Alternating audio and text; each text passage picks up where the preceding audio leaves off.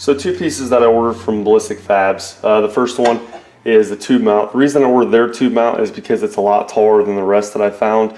That way I can get kind of link separation at the axle that I want. So this gives you a lot higher number than most.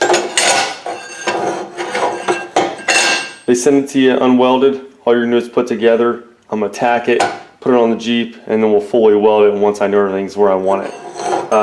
You can do these, when you do this, the nice thing is when you weld together, if you need this at a little bit of an angle, all you gotta do is kind of notch the one side out further so it can kind of turn. So pretty simple. The next piece is the frame mount for the upper link. Now they have one where I think it gives you 3 or 4 different options of holes. The only issue is it's a lot taller, so you're not going to have as much space. And since I'm running this on the exhaust side, I want to try to keep this as small as possible, so it gave me a little bit more room to get that exhaust around there where I need it. And also when you're running this, you're only going to be able to fit, you know, your link in a certain spot for the most part. You can move it a little bit, but you're not going to have a bunch of adjustment without probably running into something else. So if you do a little research on your 3-link or 4-link for where you need the hole at, they call it anti-dive in the front, anti-squat in the rear. There's a really good read on it. I think Busted Knuckle did one. There's a lot of stuff in depth to get into that. But at the end of the day, it comes to where it's going to fit and where it's going to work at. So I'm going to get this to where I feel as though it's the best. I've been in a lot of reading where people, you know, as far as Jeeps and rock crawlers have theirs. So that's what I'm going to go with and give it a try there. So this is pretty simple. It's going to fit under the frame. And then depending on what size Johnny joint or Heim joint you have, we'll set that in there. We'll tack this into place and then be good to go on that. Now they do have some where this is kind of angled, and then you can just angle it like that if you need this to be at like a 10-degree or 25-degree angle. Mine should be fairly straight, so that's the one I got. And this again, we'll just tack it together till it's good and then weld it in there. It's good when you're welding these, if you've watched my videos, my other ones, try to keep something in there, whether it's a couple sockets or if you cut a piece of tubing the same width of your Heim. Obviously if you don't want to leave your Heim in there, if you don't want to throw all that heat around it, that's fine.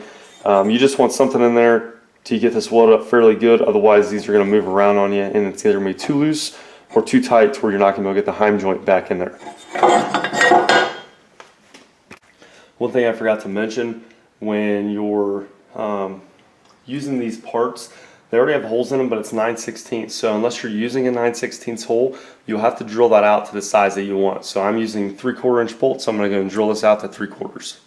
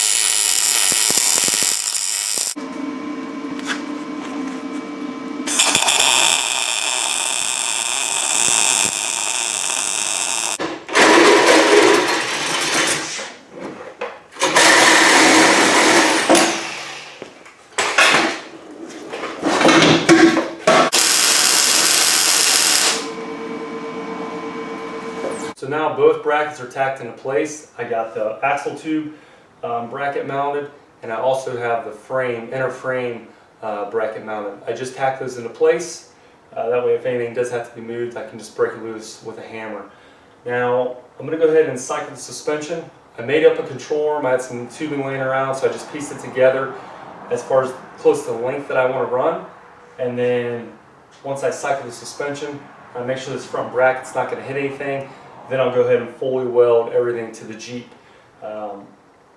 Even if you have a full bump, when this axle articulates, that bracket is going to go left and right a little bit. So it's a good idea to do this before fully welding.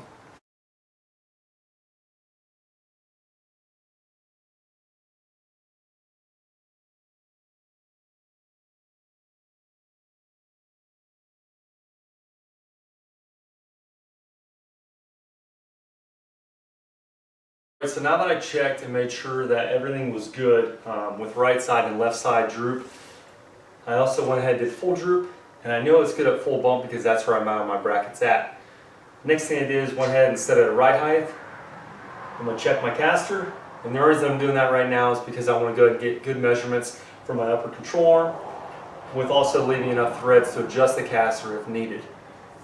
It's also important to check your hind joints. Make sure those are running true with each other from the tube of the axle, or from the axle to the bracket on the frame as well. What you don't want is your hind joints at bad angles at right height. That's going to take away from your misalignment spacers when your axle is articulated. So make sure you check that as well before fully burning this in.